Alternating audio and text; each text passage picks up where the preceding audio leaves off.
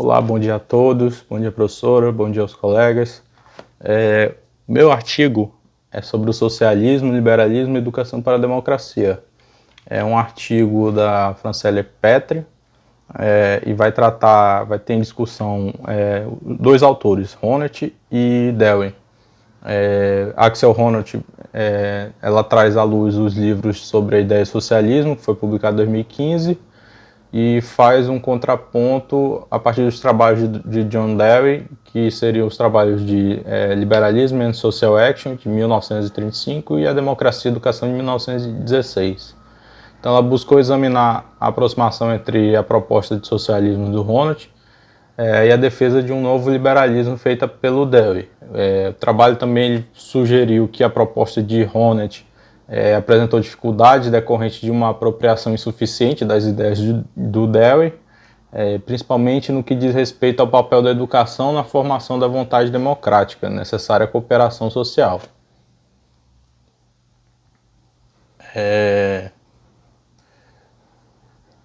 Dewey, o primeiro tópico do artigo trata sobre Dewey e a aposta em um liberalismo renascido.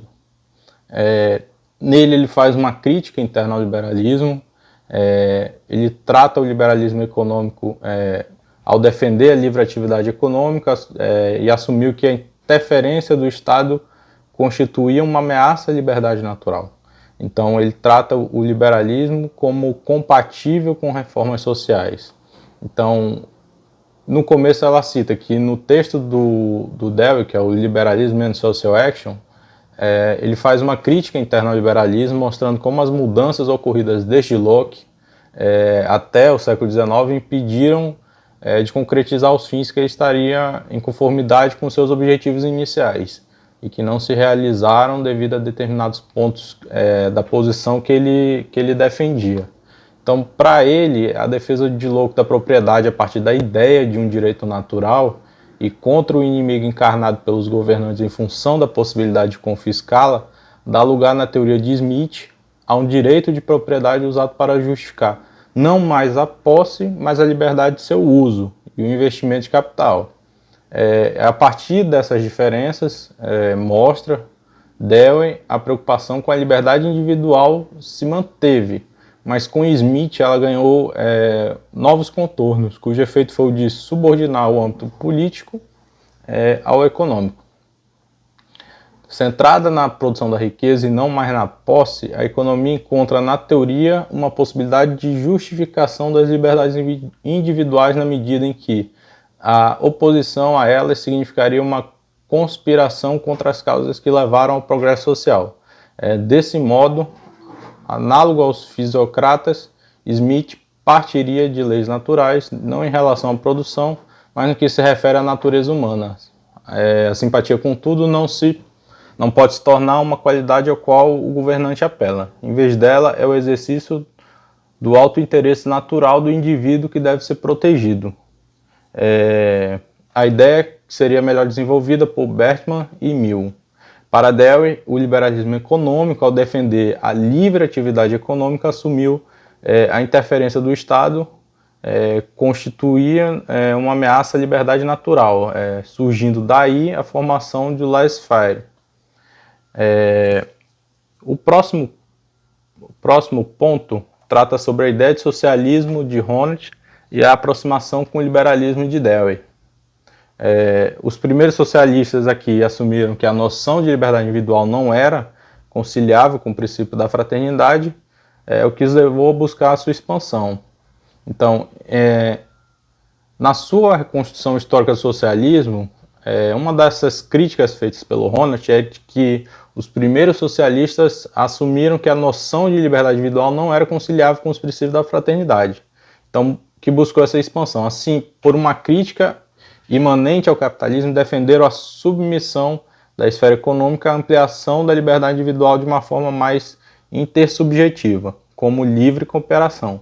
Esta, porém, não seria apenas condição para a liberdade, mas seu verdadeiro exercício. A noção de uma comunidade pressuporia a ideia de que cada indivíduo é simpático ao outro e apoia a realização das necessidades justificadas dos outros. Essa comunidade solidária realizaria a conciliação da liberdade com a fraternidade. O problema dessa concepção, segundo Honert, é de que os primeiros socialistas restringiram a liberdade social ao âmbito econômico, ignorando a esfera de deliberação política. Também a criação de laços de solidariedade seria uma dificuldade relacionada a essa difícil conciliação no socialismo entre liberdade e fraternidade. Outra ideia comum aos socialistas, que foi criticada por Honert nesse trabalho dele, é a de que a transformação econômica pelas mãos de uma classe de oposição levaria a uma economia cooperativa. O terceiro ponto debatido por Honert também é a visão do socialismo como desenvolvimento histórico necessário, o qual, independente da versão de filosofia da história que se adote, estaria em condições de resolver as contradições do capitalismo, promovendo o surgimento de uma sociedade cooperativa. É a partir dessa crítica que o Honert apresenta uma versão atualizada do socialismo, corrigida de seus problemas, os problemas identificados por ele. A ideia a ser defendida é de buscar nas forças existentes socialmente a possibilidade de renovação do socialismo, mais precisamente encontrar um lugar para a liberdade social. Então, desse modo, ele superaria essa relação difícil dos primeiros socialistas com a democracia política e também com o liberalismo. Então, segundo Honert, a distinção liberal entre a sociedade e o Estado, esfera privada, esfera pública, economia e Estado, não foi reconhecido pelos primeiros socialistas, pois eles se mostraram incapazes de compreender a diferenciação da sociedade devido à falha em distinguir o âmbito empírico do normativo.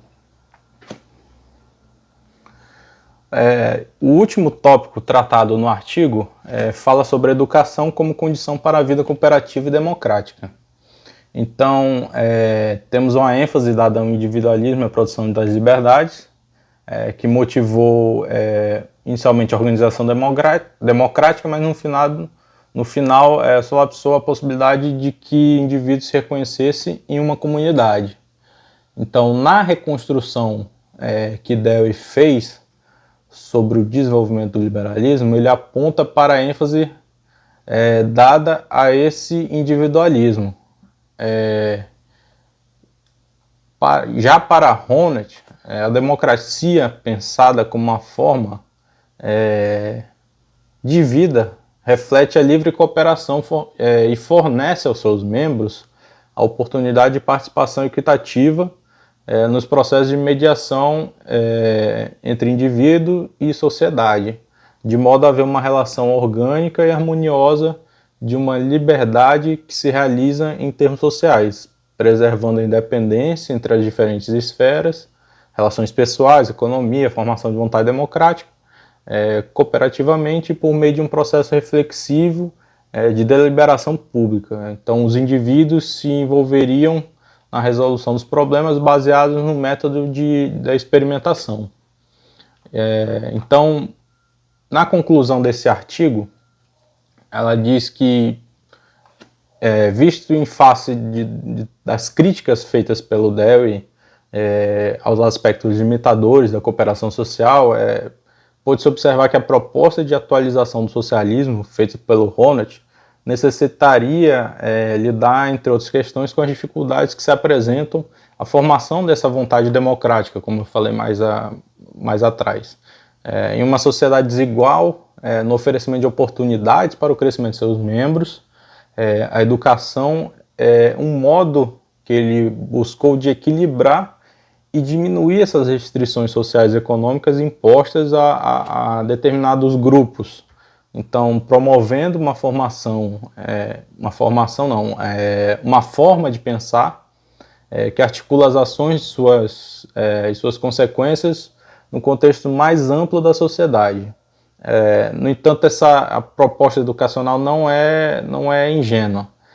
A reconstrução crítica do liberalismo aponta para vários problemas que o impediram de realizar seus potenciais liberadores de forma estendida, legitimando, por outro lado, a opressão que se manteve em relação a determinados grupos. excluídos das oportunidades de se desenvolverem livremente de acordo com seus interesses.